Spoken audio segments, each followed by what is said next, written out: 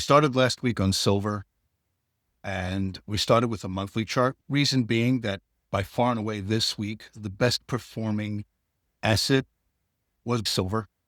Obviously, the market is now at 14-year highs. We took out the July 2011 highs.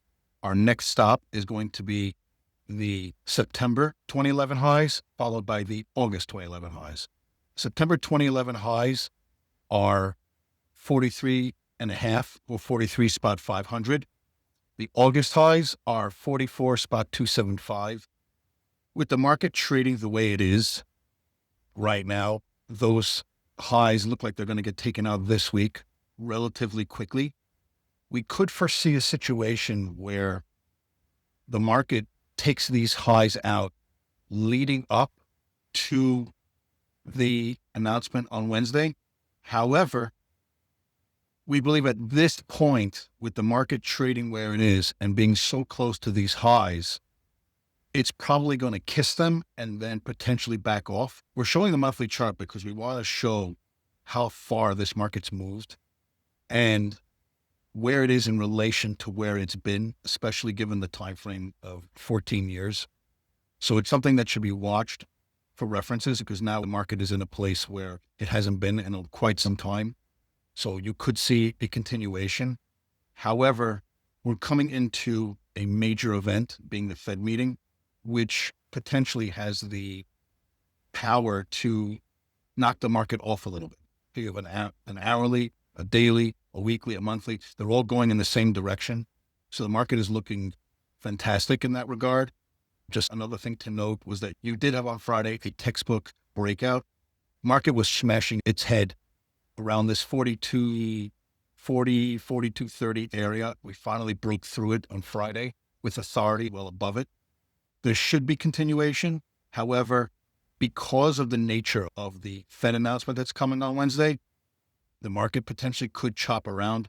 We believe that the market is probably going to try and take out this September high of 43 and a half. We're referencing the monthly again. We believe the market's going to try and take that out going into the event, and then we'll see what happens after that. Silver is definitely looking very bullish, and the path of least resistance continues to remain in the upside direction. There is momentum, so we don't advise trying to step in front of this and short it. Let's move on to gold. Gold is a little bit of a different story. Gold right now is basing. It's been basing since Tuesday. It's to a large extent just basing and not really doing much. Almost in a wait and see pattern. We believe that there's one of three scenarios that could play out that you should plan for. Scenario one, the market continues in its upward direction. Scenario two, the market pulls back. This is all going into the event and after the event. We believe it's going to be a combination of basing as well as a slight retracement. The primary reason for that is the 25 bip cut that's coming on Wednesday is already baked into the market.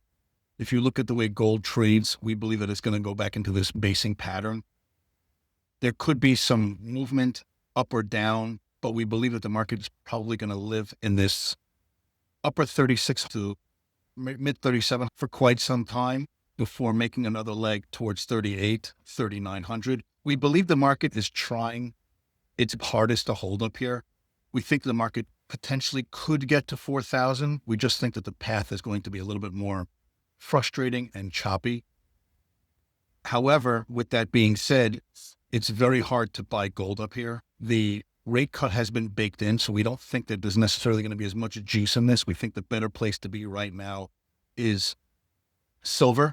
However, we definitely believe that over time, gold will continue to move to the upside. We're going to start in energy with natural gas first.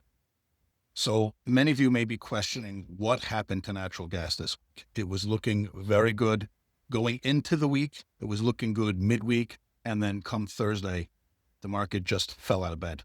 The inventory numbers that came out on Thursday were hellacious.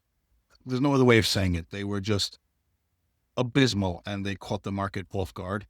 Now, we did hold this 290 area. We believe the market has put its lows in for the year. We think this is secure. We don't think that the market's going to get back down here and retest it.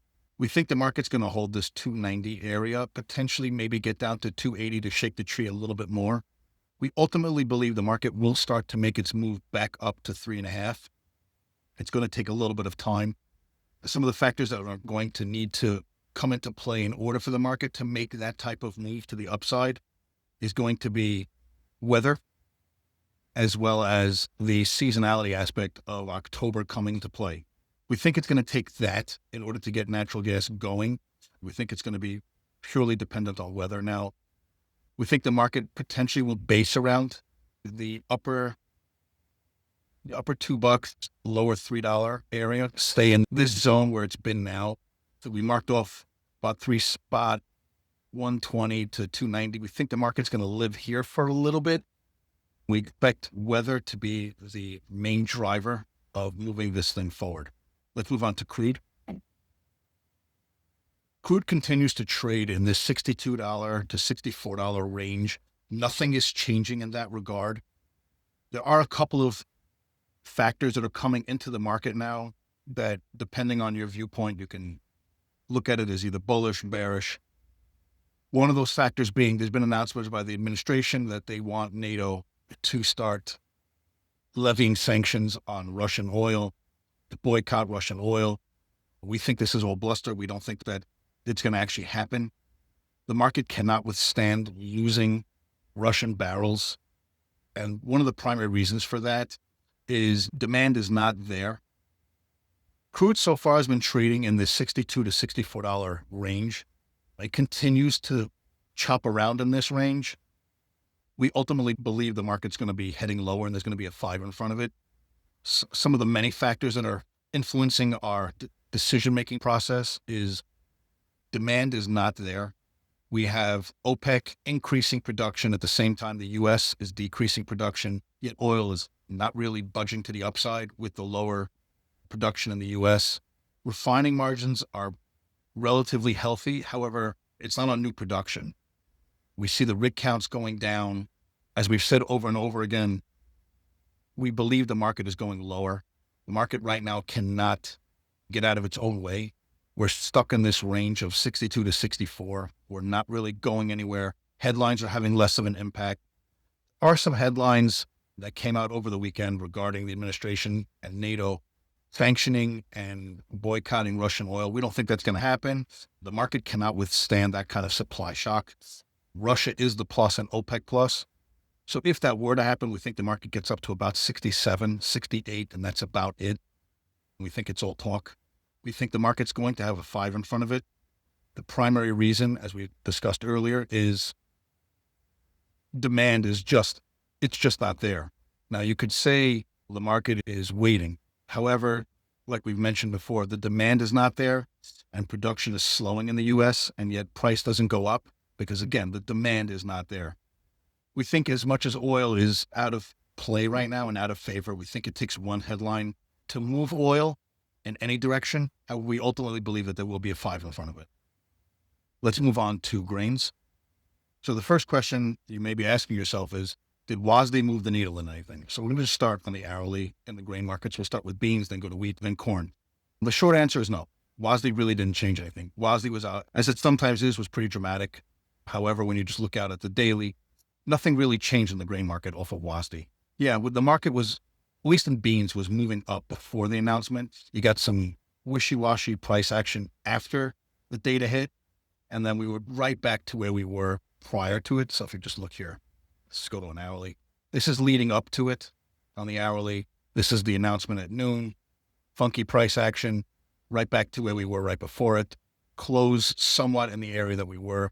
So WASDE didn't really change the needle on where things are going, or move the needle on where things are going in the grain markets. Now, one of the things I want to point out on the daily, which is important, is there is a head and shoulders. Here is your shoulder, here's your head, here's your shoulder, here's your neckline, and everybody's expecting a break and we should go lower. However, the market bounced. That's the way we usually look at things. We take a contrarian point of view where we believe that if everybody can see it and everybody can do it, then it can't work. And soybeans was a textbook example of that thesis on Friday. Again, head and shoulders on the daily, neckline, break the neckline by a smidge and then bounce right off of it, and we're right back up to the head. So we believe the market is going up. We believe that the market is probably going to take out this high and make a run for this 1080. We're in that camp. We think that the lows are in. We think you can trade against this neckline, so to speak. And in terms of what changed or didn't change, at least in beans, it changed nothing. Everything is still exactly the way it was. Let's move on to wheat and corn. Wheat is a sloppy, choppy mess. WAS did not change anything here. Not going to waste too much time in it. It's just a big fat nothing. Let's move on to corn. Corn is a different picture. Corn, this is an igniting bar. We believe potentially that the market is looking to get up to this 444 area, possibly 447, 448, possibly even 450. The market is looking good. This is what you want to see. Get a nice pullback over here, igniting bar, a little bit of a consolidation, an igniting bar again. We think the market is trying to rust upwards. We think 444, 445 is probably a viable target. We think the market's going to go there and then see what happens.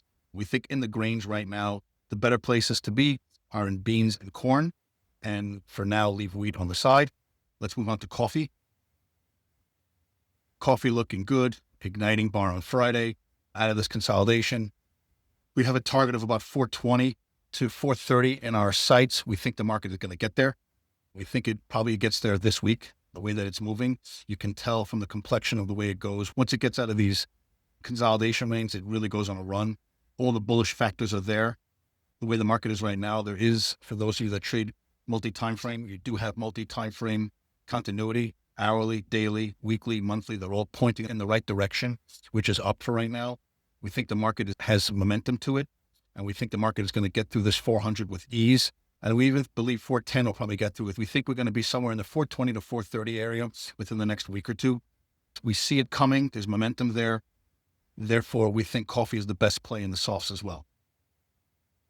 In closing, the markets that we're focused on for this week are going to be silver, coffee, wheat, beans, potentially gold, oil and gas. Oil, we're going to be watching for headlines, and gas, we're watching to see if it can recover and kind of hold. We believe that if we can get some kind of constructive gap on Sunday night, then potentially that might ignite us moving forward. However, some things to keep in mind, and we'll discuss this more in depth on the equity video side, is we believe that because this is a Fed week and 25 bips is baked into everything at this point, we think it might potentially become a buy the rumor, sell the news type of week. We've already had the buying the rumor. We think the markets potentially may push into the event and then sell off. So we're going to be very mindful of that. In general, commodity markets are not explosive markets, meaning when they're range bound and quote unquote dead, that's what they do.